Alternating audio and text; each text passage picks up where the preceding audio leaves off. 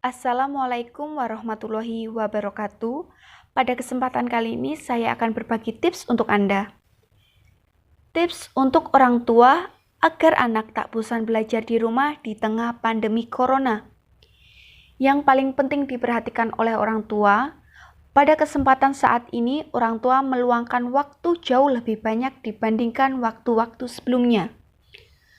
Barangkali mereka sudah kehilangan waktu bonding time dengan anak waktu-waktu yang lalu.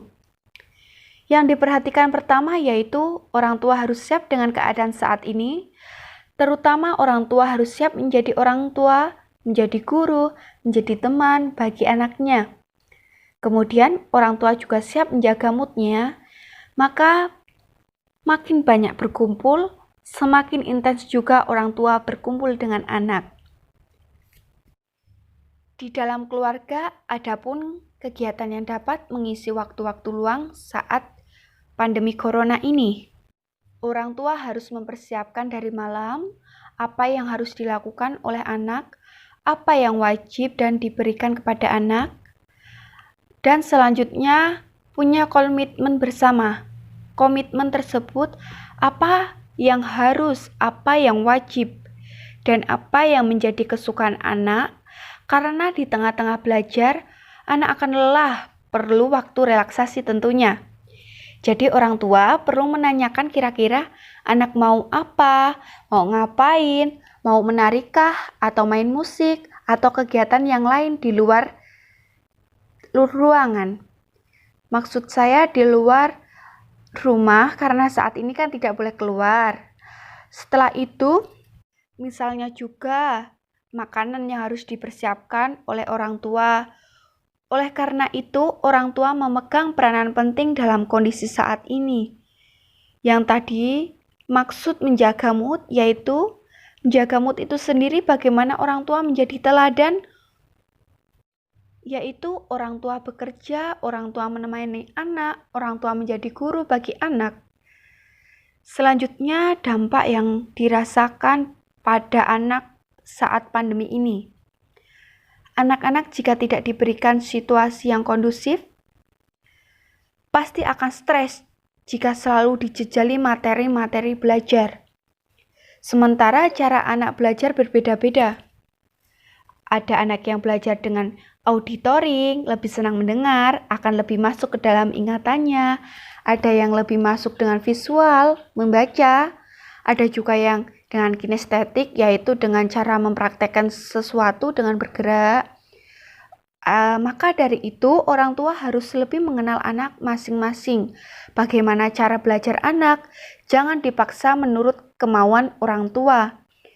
Sehingga anak betul-betul enjoy menikmati jam belajarnya. Dan mereka tahu bahwa apa yang dia kerjakan akan ada reward yang akan diterimanya ketika dia dapat menyelesaikan pekerjaannya. Misalnya dia bisa melakukan yang mereka sukai dan anak diberikan waktu untuk bersosialisasi maksud saya, untuk dengan sosial media, dengan temannya, dan cara memberikan pemahaman pada anak untuk menggunakan media sosial ini dengan bijak. Begitupun cara yang harus diberikan orang tua untuk anak agar bisa menggunakan media sosial dengan baik, yaitu yang pertama, teladan dari orang tua. Orang tua yang sering memegang gadgetnya, maka itu akan ditiru oleh anaknya tentunya. Dan ketika memberikan aturan tanpa ada teladan, anak tidak akan taat pada kita tentunya. Maka harus kita dulu yang harus memberikan diri, maksud saya, memanage diri kita untuk tidak selalu berhadapan dengan gadget kita. Kita mempunyai waktu-waktu sehingga anak dapat meniru, dan selanjutnya adalah kesepakatan bahwa anak-anak hanya diberikan waktu 1-2 jam untuk gadget, dalam arti hak istimewa mereka dapat bersosialisasi dengan gadgetnya, bukan belajar ya maksudnya. Maksudnya waktu belajar dengan gadget dan hak privilege untuk mereka dengan gadget. Dan diperlukan kreativitas dari orang tua bahwa pada kesempatan ini orang tua ajak anak-anak untuk bermain yang tanpa gadget, misalnya dengan interaksi secara interaktif, misalnya membereskan rumah bersama, menyirami tanaman, bisa mencuci motor atau mencuci mobil, atau kegiatan apa yang bisa dilakukan bersama. Bukan menyuruh anak untuk melakukan, namun bersama-sama untuk melakukan kegiatan tersebut. Adapun pesan penting untuk orang tua dalam masa-masa seperti ini, yang penting adalah melihat kondisi ini sebagai kesempatan atau peluang untuk bonding time dengan anak, dan itu memerlukan kreativitas orang tua. Body time itu sendiri adalah membangun ikatan emosi dengan anak. Jadi mood orang tua yang terlebih dahulu harus dijaga supaya dia bisa kreatif memikirkan apa yang harus dilakukannya pada esok hari untuk anaknya tentunya ya. Apakah itu bermain, belajar, maupun bekerja bersama. Orang tua yang memikirkan sejak awal ataupun saat hari sebelumnya.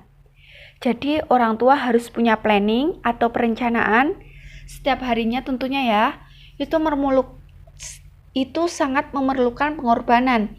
Tapi orang tua juga harus mempunyai keseimbangan saat memanage waktu baik untuk pekerjaan, keluarga, sosial, dan untuk dirinya.